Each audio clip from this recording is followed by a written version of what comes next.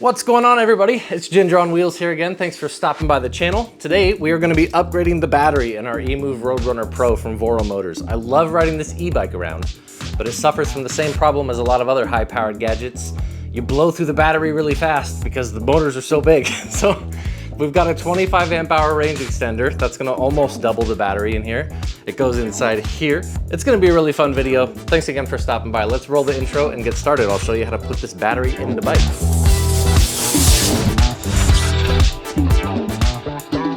Love when I do that. I just recorded a whole section of the video without even recording.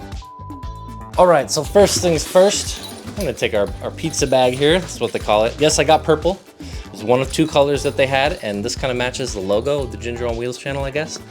But it's a much more flamboyant purple than I thought. So the bag looks like this. This piece goes along the top tube, and then you can open the bag from either side to access the battery. So I'm gonna zip one of the sides up, the side we're not gonna be able to see, and then I'm gonna shove it in the hole. That's what he said. Oops, wrong way. Goes like this, obviously. There we go. And that would mean that I have the wrong side unzipped. Zipped up the wrong side, okay, perfect. Let's get this one all zipped up. All right, so it goes like that. Anyways, the next step is to remove our seat. So up underneath the seat right here, we have two screws. We're gonna remove those screws. Looks like size 5 hex wrench. Just grab one of those. I'm using my Luminize headlight. This is from pevoutlet.com. Go buy one if you want a cool spotlight to work on your stuff. I had these things made and I sell them on pevoutlet.com so that I can wear them when I'm working on my stuff, which is quite frequently, as it turns out. All right, we've got our wrenches. Try the size 5, which happens to also be plum purpley color. Let's see, we're gonna have to go this way. Yep, size 5. Called it. And we're gonna go lefty-loosey. Does it come all the way out? Yes, it does. So here's one screw and two. Oops, there we go. Let's pull this one out. Okay, we've got both screws out. Now the back of the seat's all floppy jalopy. And there are 2 more screws in the front. Looks like we gotta move our pizza bag out of the back. Good thing I didn't Velcro that yet. Let's see here. I see you. Make sure you got a good view too. Yes, you do. So one screw that I'm going after is right there, you can see it, and then the other one is closer underneath this bar here. There's 2 in the front, we'll take those out. Gotta get our size 5 up in there so we can get up in this tight little cranny. Yeah, I said cranny. Okay, it's coming. There's one. So the screw we just pulled out has got some pre-applied Loctite on it. That's pretty cool. I'm not sure that it did much because that wasn't very hard to take out. That being said, make sure to tighten your screws on your scooters and bikes frequently on every single gadget you own. Take out the second one. Oops. Oh, this would be so much easier if I could see what I'm doing, but you guys are in the way. I'm gonna move you. All right, take out the second screw here. Where are you? There it is. Where did it go? There it is. This is tricky. Oh, there it is. Okay, there's the second screw. Ta-da! Okay, popping the seat off, and it comes off just like that. Oh, this is difficult. Okay, come on, camera, cooperate. Okay, so here is our controller pouch, or our controller compartment, I guess. We gotta take this metal cover off so that we can access the wires that are plugged into each controller. There's a controller for the front motor and a controller for the back motor. So we're gonna take these little nuts off the top and then hopefully this thing will just pop right off. I wonder if the camera can hang out in the toolbox here. Oh yeah, nice and sturdy. Come on, there we go. That'll do. A little better, that's pretty good. All right, so for these little guys, I think I'm just gonna try and get it like a crescent wrench and pop them off. I'll bet you I have a tool for this somewhere. I just gave it away to my friend, wow. Okay, I'm just gonna use a crescent wrench and see if I can clamp onto them and twist them off. Because I'm too lazy to look for the wrench. Surprise, surprise, they come twisting right out. Why is that? Oh, there's a screw on the bottom too, okay. So we're gonna need our size 5 again, I suspect. Yep, right on the bottom there. Very big one, but size 4. So I'm just holding the nut on the top with a crescent wrench while I unscrew the bolt on the bottom, and then this should come right off. Ooh, that's got red Loctite on it. They didn't want this one coming off at all. Okay, here she comes. I'm gonna do a little spinning action. Oops, all right. So on the top here, there's this long screw that goes through the controller compartment up from the bottom, and then there's a little nut on the top. Take that off. And there's one right here too. So we're gonna find the screw on the bottom, which is right about here. There we go. I'm gonna see if I can do twisties from the top with this one. What do you know, comes right off. Not very strong red Loctite, it's supposed to be permanent. Nah. No, it's almost 7 o'clock. I'm gonna miss the Seattle Saturday night ride tonight. If you're watching this and you're from Seattle, I'm sorry. I was doing this instead. Okay, so we got our 2 screws out. It looks like they're both the same length, so you don't have to worry about them getting them mixed up. And then is this gonna pop right off for me? Yes, it is.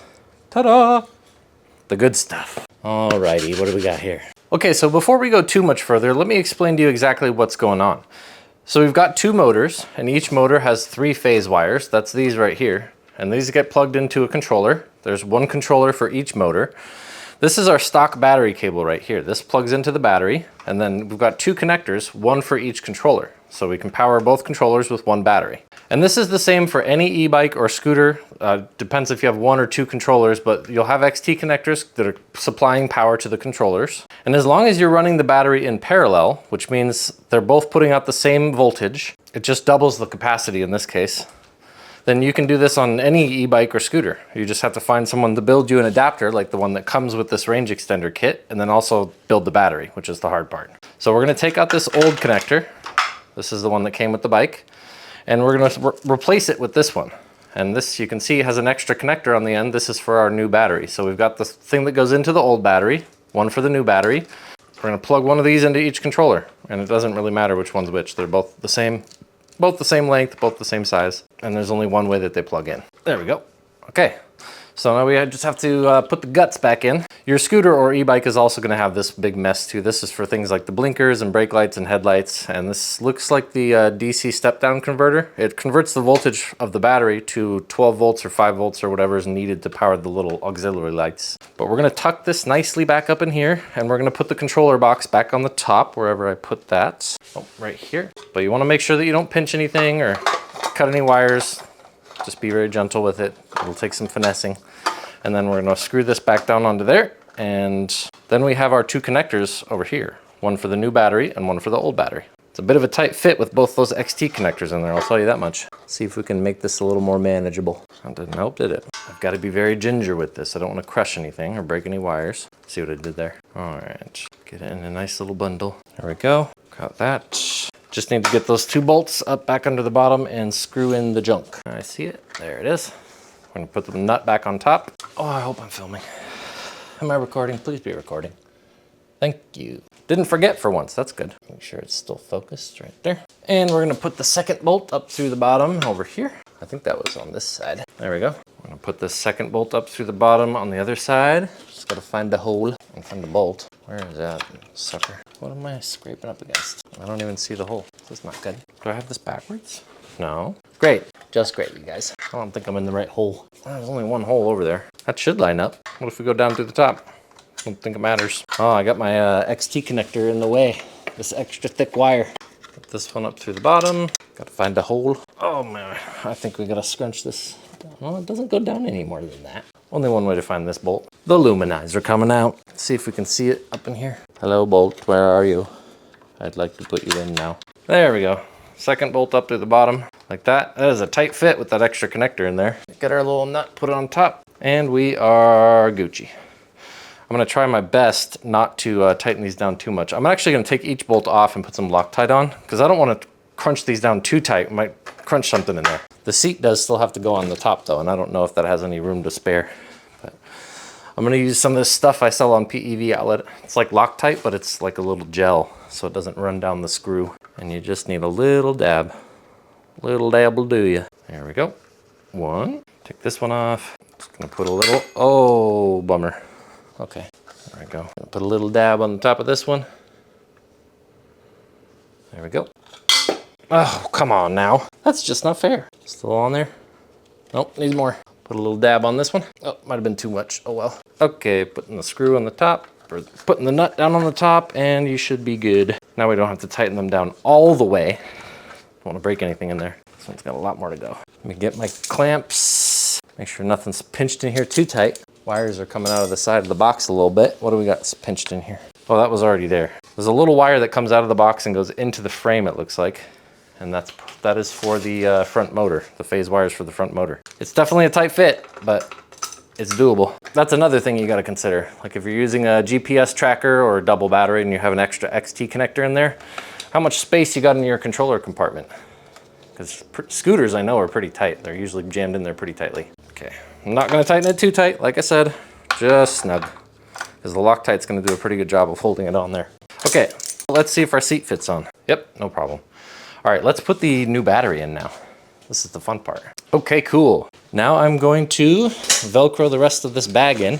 There's these two bars back here, and there's two more Velcro loops on the back of the bag, so I'm gonna put those on. I'm gonna try and go around the cables that I just put in, so we can get a nice tight fit around the bars. Two more Velcro straps in the front here. When in doubt, use your Velcro. Pizza pouch installed. How are you guys looking? Everyone's all good? Okay, everyone's all happy.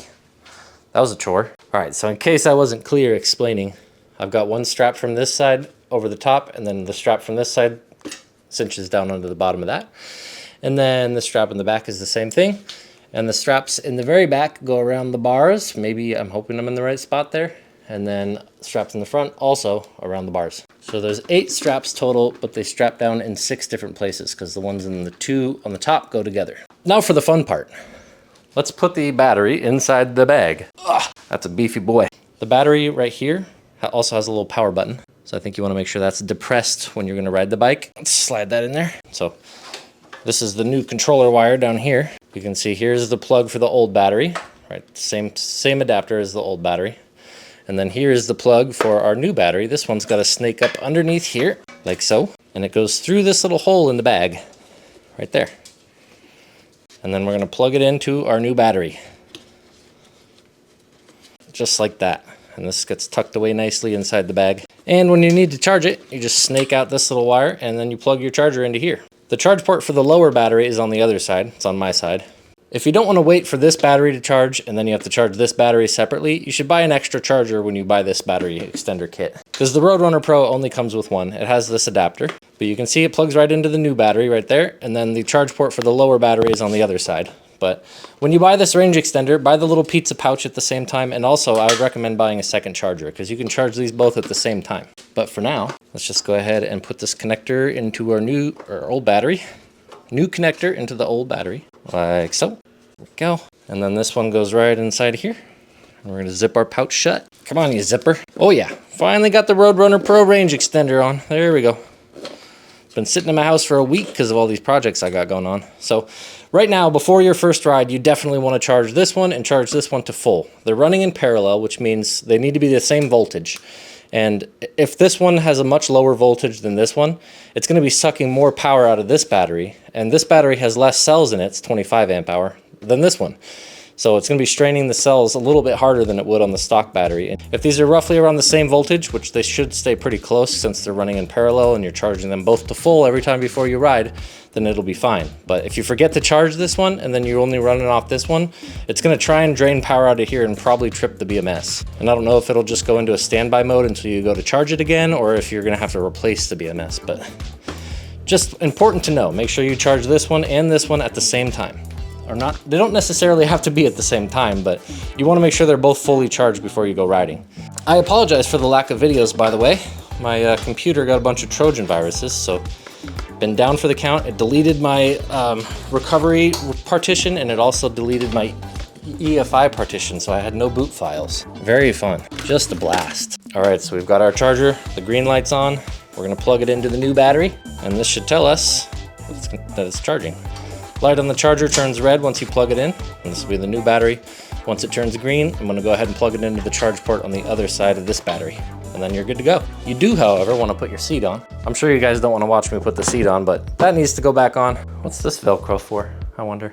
Ooh, this is probably for the Voro Motors patch that they have. I was wondering why they had that. I want a patch now. I have another cool patch here we can put on. Put some mace in their face.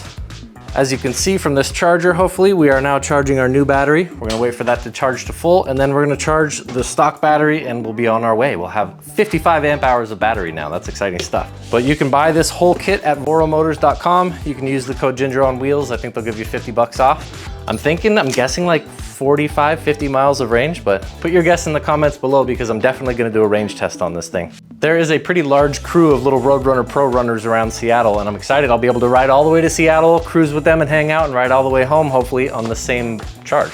Just another reminder, when you get the kit, you want the pizza pouch, the cable, the battery, and an extra charger so you don't have to wait for this thing to charge and then this thing to charge. I hope you enjoyed my install on the range extender for the Roadrunner Pro. You now have 55 amp hours of battery. Subscribe to the channel if you haven't already, and I'll see you for the next video. I'm gonna go take a shower because it's way too hot in here.